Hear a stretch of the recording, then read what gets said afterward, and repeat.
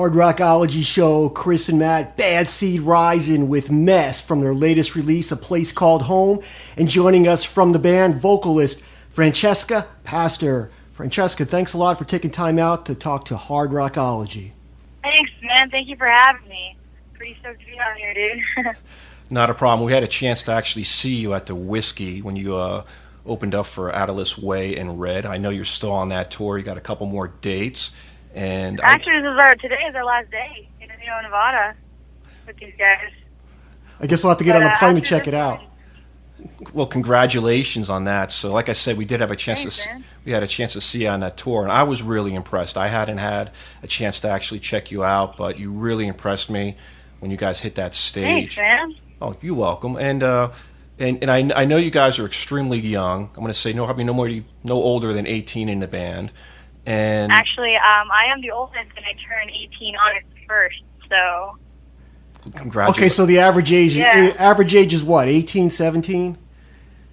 No, actually, I'm the oldest. I'm 17, and Aiden, he's our youngest, and he's 13. So, it ranges to like 15, because then Nathan's 14 and Louis is 16. So. Yeah, and that was one of the things I noticed is that you guys were very young, but we've seen a lot of bands here in Hard Rockology. Actually went out and seen a lot of them, and a lot of the younger bands, they're still very raw, but you guys hit that stage like a band that's been out there for 10, 15 years. So why don't you go ahead and you're welcome. So why don't you go ahead and tell us how you guys pretty much came together, and in such a short period of time, how you guys tighten up that sound, and like I said, you guys sound like a band that's been out there for 10, 15 years. Well, we met through this thing called the Let There Be Rock School, and Aiden's dad, he owns that entire franchise, and that's like on the East Coast right now. Hopefully it'll start spreading around. And what you can do there is you take lessons, you can take one-on-one lessons, and you can also join a band. And we weren't in the band together. I mean, Mason and Aiden were together for a while, for like, I don't know how many years, but for forever. And then they were like, oh, I want to start writing originals. So they got together and they got Louis, and they're like, let's start an original band. And they started looking for a singer, and they got me. So we all had knowledge about being in a band, before we got into this. We've been before Bad Seed Rising, I was in a couple of I was in maybe 3 or 4 bands before this one. So yeah, and then I don't know, we kind of just started writing originals together, and we just kind of stuck together, and I'm not really sure how we just got to start, getting tightened up. I mean, I guess because, we have instructors at the rock school, we kind of took that knowledge and applied it to, our real life situation to the band, Exactly. And just for our listeners out there, you guys actually have 3 EPs already. Your first EP you guys released in 2012 called 606, which I guess was done at the Foo Fighters studios out there in L.A. So let's go back a little bit and talk about how that came together. Way back. Exactly, because not only, you guys have been together that long, but you also had a chance to write with not only the guitar player from the Foo Fighters, but also John Five as well. So what was that? Yeah, we wrote with John Five. It was awesome, honestly. It was so cool seeing those guys and just how they worked, We didn't really... I don't really remember a lot about it, but I do remember exactly what I learned, and just picking up a couple of things that, just the way that they wrote, John Five, he just would start ripping it, and he would just record whatever he would like, and it was kind of it was really interesting to see that, seeing someone of that status, work the way that he did.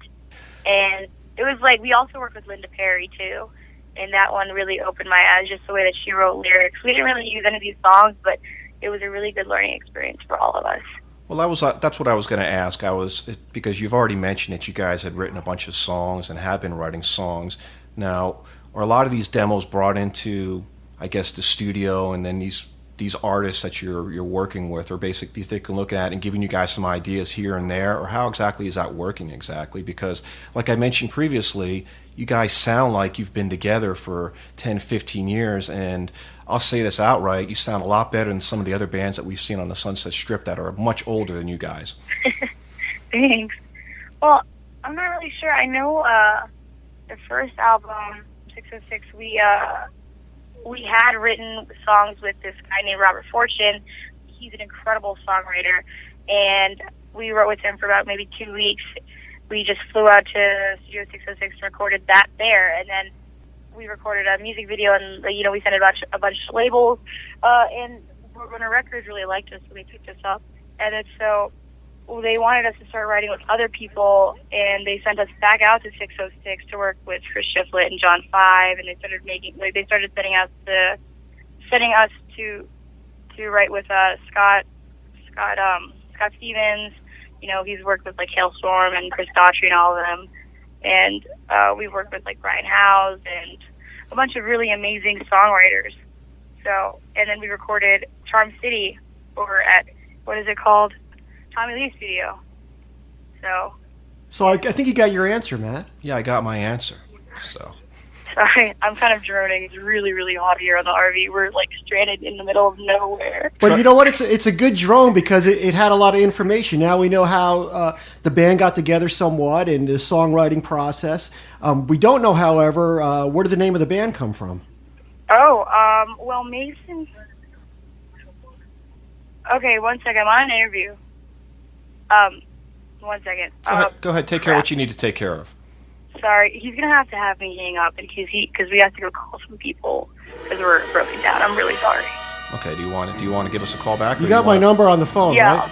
Yeah. I'll give you a call back. Okay, no problem. Okay, sounds good. Take care of what you need to take care of. No problem. Thanks, man.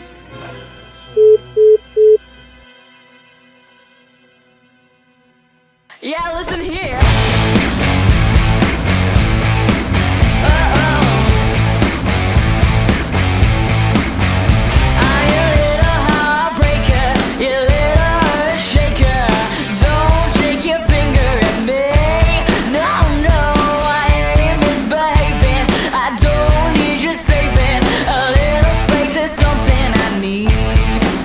I'm not that little darling. I don't beg your pardon. I'm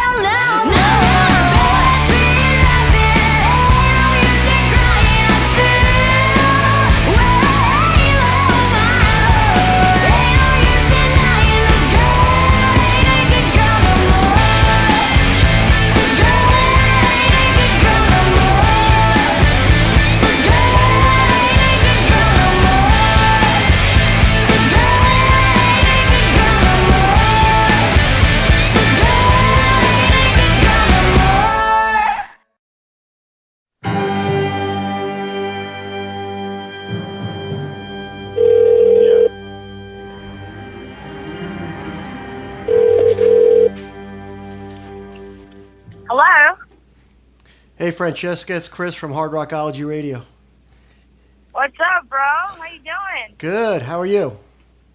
I'm great. I just got finished shopping here in Iowa. We took a real long time. I'm trying to get ready for this freaking, for the AP Awards. Sounds like you're pretty busy. Yeah, sort of. Yeah, sorry it's been so hard to get a hold of me. That's all right. Your van breaking down and all that. We just thought you were dead in the desert someplace, but we're glad to see you're shopping. Yeah. Is it thrift store shopping, or what store did you go to, just out of curiosity? Well, normally I love going to thrift stores, but I figured we need to look actually nice for this. So we went to this mall called the Jordan Creek Mall or something, and surprisingly, they don't have a lot of nice stores here in Iowa. They just have like Charlotte Russe and Forever 21. Oh man, that sucks. So I went there. I mean, I got some pretty decent clothes, but I would have liked H&M more because H&M is my favorite store. Yeah. All right, so I guess we're gonna start the whole interview over again. No, hell no. Let's just do the freaking interview the way it was. Just do it the way it was? Yeah, and we'll piece it. We'll just piece it together? You know, I think it's going to be kind of a cool interview. You know, we're interviewing, and all of a sudden the van's breaking down, and then we'll put some ominous music there, and it'll be like, are they dead? Are they alive? Yeah, then we can just get her back on the phone like it is right now and say, hey, everything's all good again. We're all good to go. Yeah, she's shopping. Typical. No, I'm just giving you a hard time. You're good. Oh, by the way, I did check out Spy, the movie, and you're seeing that track at the end of the movie. It makes a big difference. It's pretty cool hearing that track, Bad Seed Rising. Awesome, man. I'm glad you liked the movie. That movie is hilarious. Yeah, I'm not one for movies, but damn, that movie actually made me laugh my ass off. Yeah, too. I mean, and not only that, too. It's like then that song just kicks in right after the movie's over. It's kind of hard to definitely. It matches. Yeah, it's kind of hard to get out of your seat, so you kind of have to stay for the ending credits. So. Yeah, nobody's definitely. Yeah, nobody's getting up for the credits during that movie when that song's on. Really? I don't think so. You went to the movie, Matt. I haven't seen it yet, so. No, nobody was getting up. No. Yeah, they were like, going, who's this band? I got to stay at the end credits and see Such and Such by Bad Seed Rising. Or what's the name of the song in the movie? What's the name of the song in the movie? Because it's not on the EP, right? It's Bad Seed Rising. Oh, well, this song is actually in our old EP, Charm City. Okay. Yeah, but it's Bad Seed Rising. Yeah, it's Bad Seed Rising. Yeah, okay. So what exactly is a Bad Seed Rising, if I may ask? I'm not even sure, dude. I wasn't really part of the band, honestly, when Mason and Aiden and Louie thought of the name. I joined in maybe a month later. So I didn't want to step on anyone's toes, you know, that's not my kind of thing. So I just kind of went with it, you know? So that's more of a Mason question. Every time we go to an interview and someone asks that, I just let Mason answer it. So it's like his question to answer. You just kind of stay out of it, right? Yeah. I mean, I know they just kind of like the name, so they just stuck with it. And I never wanted to change anything because it wasn't my band to begin with.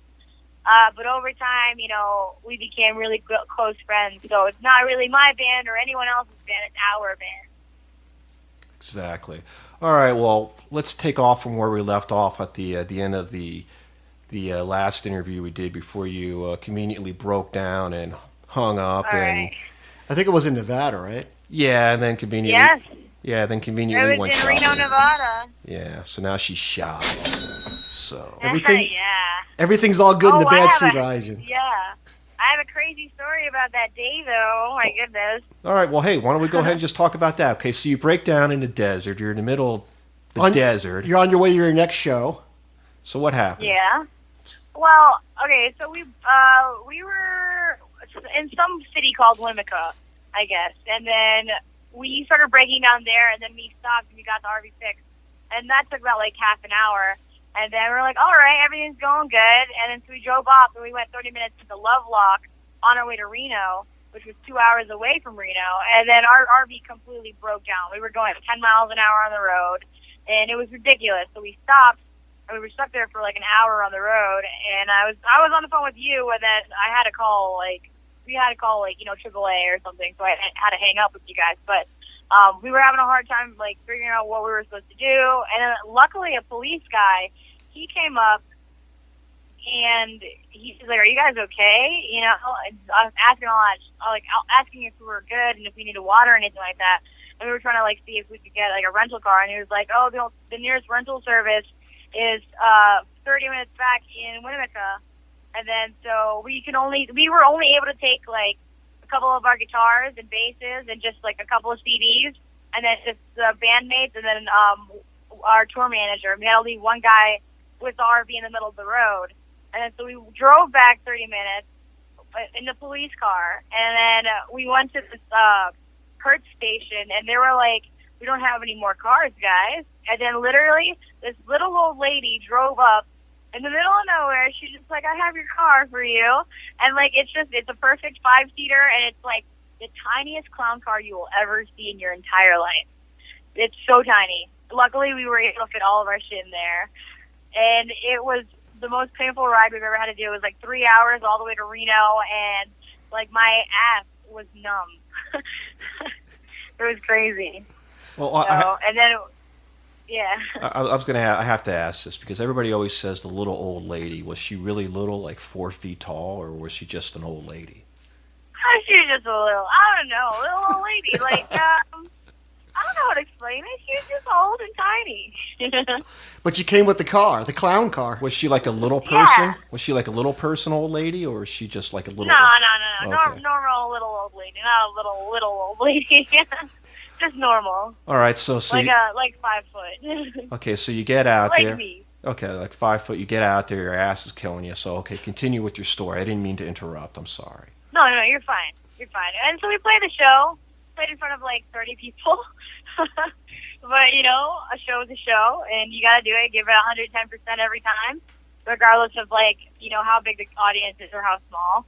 And so we played that show, and that was the last show on the tour.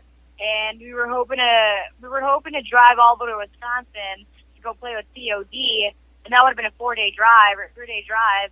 And like the next day, we're sitting in Harrah's, the casino, and then my manager was like, "We have to fly home, guys." So like we flew home, and I was a week without all my things. Like I didn't have any of my clothes, I didn't have any of my blankets. I left all my electronics inside the RV. But I didn't have my things for, like, 3 weeks. Like, I had one outfit with me. So, and then luckily, the day before we left for this tour that I'm on now with Adelita's Way, like, I was able to go to the RV and pick up all my stuff. Because Tim, one of the dads, he flew home with us, and then a week later he flew back into Reno and drove the RV all the way across the country back home for a week. Yeah, so there you go, listeners out there. The rock and roll lifestyle. That was a long story. I'm sorry. It's all right. I mean, rock and roll lifestyle. It's a rock and roll lifestyle. Being stuck out Tales in of the road. Stuck out in the desert. Little old ladies. No clothes. No electronics. Cops looking and check and see if everybody's okay. Not to mention being stuck in a casino and you can't even gamble. God. I know. Oh my God, we weren't allowed to. We weren't even allowed to go walk around the casino. I was pissed off. I mean, because we're underage. We're not even 18 yet. I mean, I turned 18 August 1st, but we're not even 18 yet, and we were stuck in some dumbass casino, and they won't even let us leave the room. We weren't allowed to go outside because apparently Reno's like one of the top homicide areas in the country or something. I don't know. So nice. So not only that, but you're incarcerated in a casino.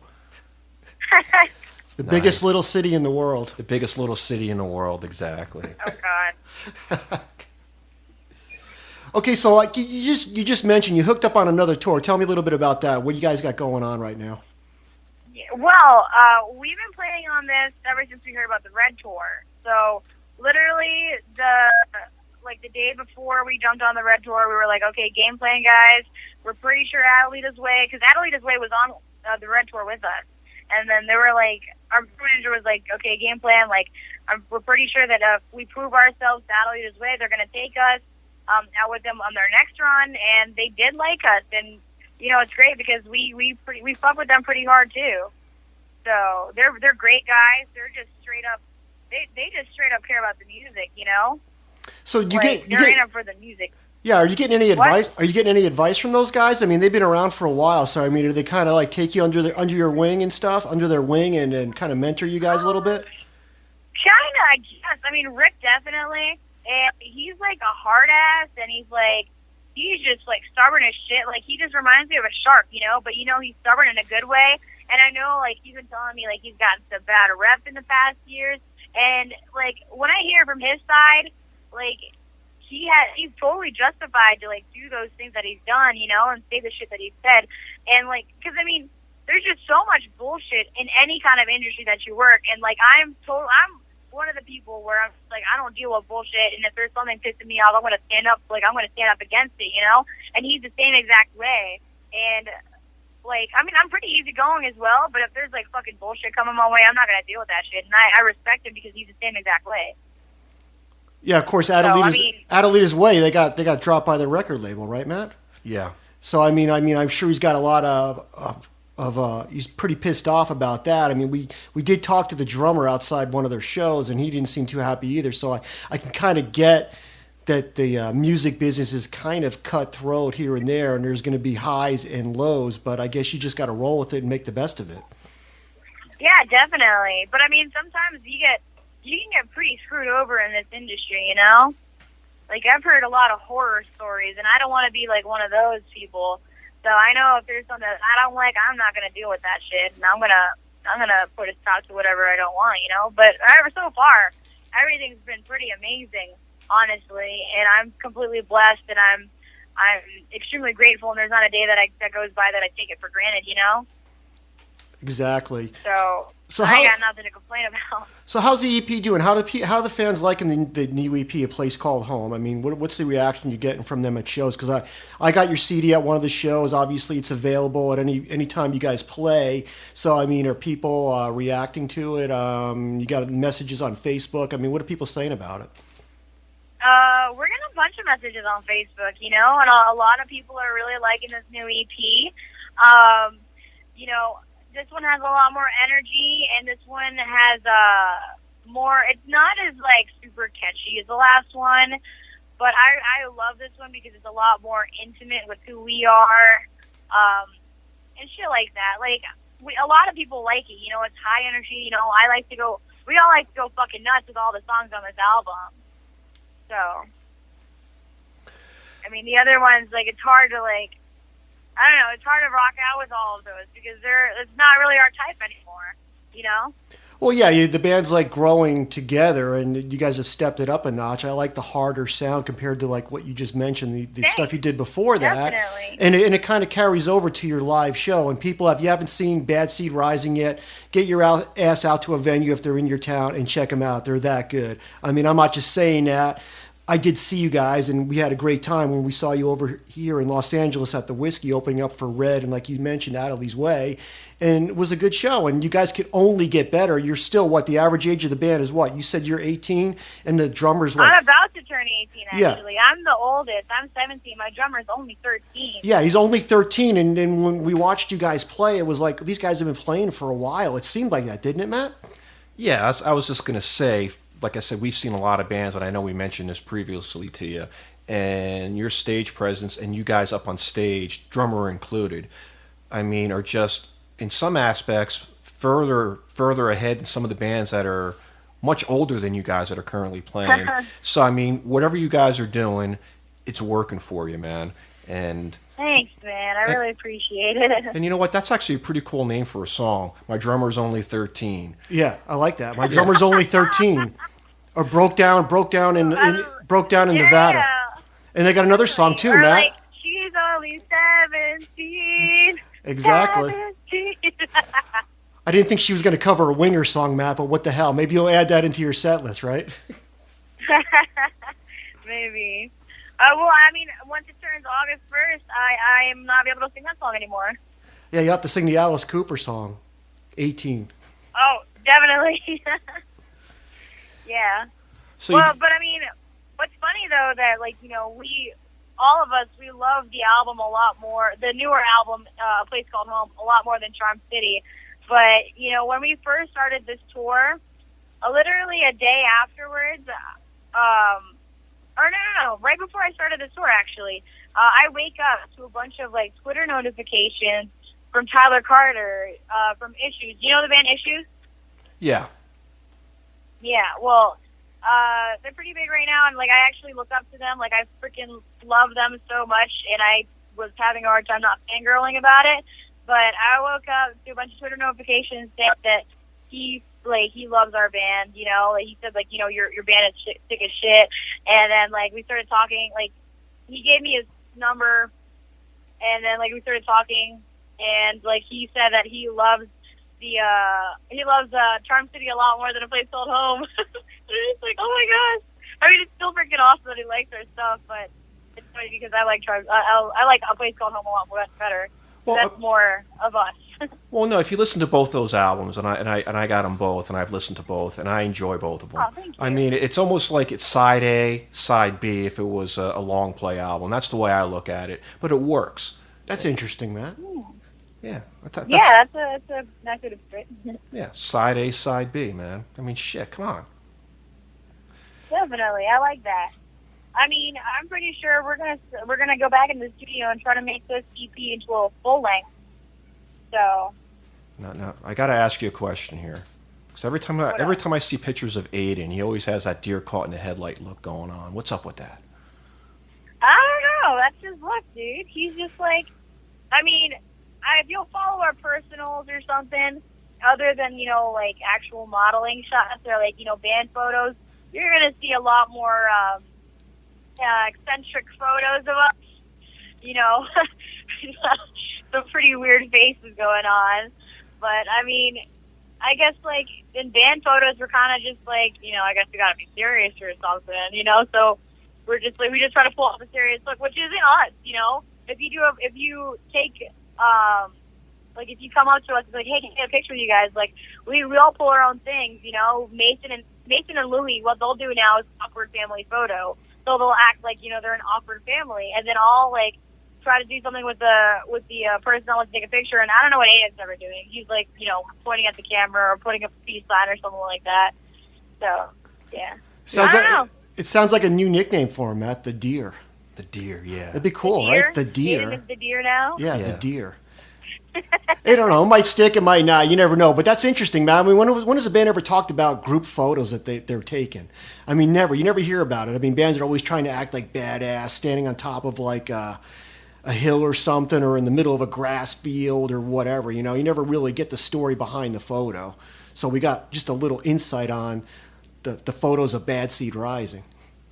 Yeah, we're like, it's so awkward for us when we try to do, you know, serious photos. I don't know. I just think we kind of look awkward in them. I mean, like, we still look good, but it's just like, it's awkward because it's not us, you know? We want to be ourselves and just want to, like, you know, fuck around. You know what? Next time you're doing a photo shoot, just tell the person that's doing a photo shoot, just take pictures and don't let us know you're taking our pictures. Yeah, exactly. And those are the ones you use. Exactly. Those are the best. Definitely. Those are the best ones. Instead of like, okay, now I need you guys to be over here. Okay, now can you like give me a little bit of attitude in the picture, and can you do this? Can you do well, I love candid photos a lot more, you know. And it's cool if you can actually get like a serious like a serious candid. Actually, serious candids are cool. I mean, like, because we're not trying too hard. You know, I know there's this one photo that I'm in love from Jimmy Page of Jimmy Page, and he's like sitting in the back rooms, like with his shirt all open, and he's like just chugging a Jack Daniels. That's the best picture ever. That's the best picture ever. Yeah, you know ever. what I'm talking about, right? And then and you got John Paul Jones next to him with the cigarette, and you got Robert Plant in the background messing with his hair, and you see like the table with all the fruit and stuff on it. It's like one of the best rock pictures ever. Yeah, in history. Oh my gosh. And it's not him playing on stage or anything. It's just a candid picture in the dressing room, which as fans of not trying hard at all. He's just being himself. Yeah, and as fans of rock and roll, like my brother and I are, those are the pictures I gravitate more as the behind-the-scenes ones, because when you take a picture of somebody on stage, you see one, you kind of see them all after a while. There's not really much difference, unless the band is doing outrageous things every single show. But yeah, I agree with you. The candid pictures are the more ones you go back to over and over again. Got anything else, Mike? Or just like, and taking just pictures of memories and stuff, and then going back and seeing that shit. You know, now we have, like, on our tours, we have our friend Caitlin, and she does photography and videography. I don't know if you'll see that on our social media. but she'll do like a weekly video and then post it, like, you know, how our video went. It's awesome to watch those because, you know, you get to see where we've been, or like, you know, things that we've done, and I'll remember all those things. You know, if I don't take pictures or do the videos, like, I'm not going to remember any of that stuff.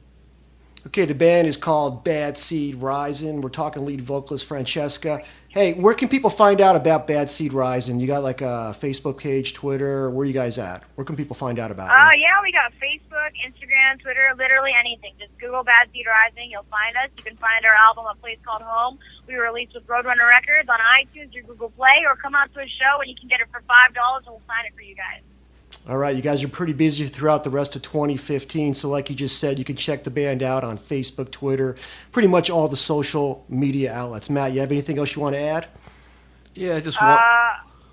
What? I was asking Matt if he wanted to add anything else to the conversation before we let you get back to what you're doing. I don't know. I think I'm good. Are you guys good over there? Yeah, we're all right, but outside of your breakdown in the desert or anything else, is there a classic Spinal Tap moment for you guys that you want to share with us, or? Oh, I don't know, dude. I think I'm pretty solid. We talked about all the things that we could talk about within the past month. Perfect, man. Perfect. All right, so I want to thank you for joining us here on the Rockology Show, actually twice now, so. Twice for the same Thank you interview. very much for having me, and thank you for, you know, being so patient. I really appreciate that. And like we always do, why don't you go ahead and pick a track off the new EP and take us out of this interview. All right. Well, one of my favorite ones that you guys are about to hear is ADHD.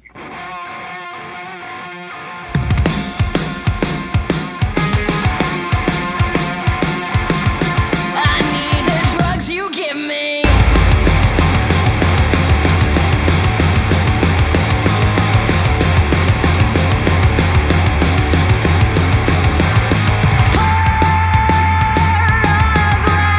You'll need it now. Straight jacket won't calm me down.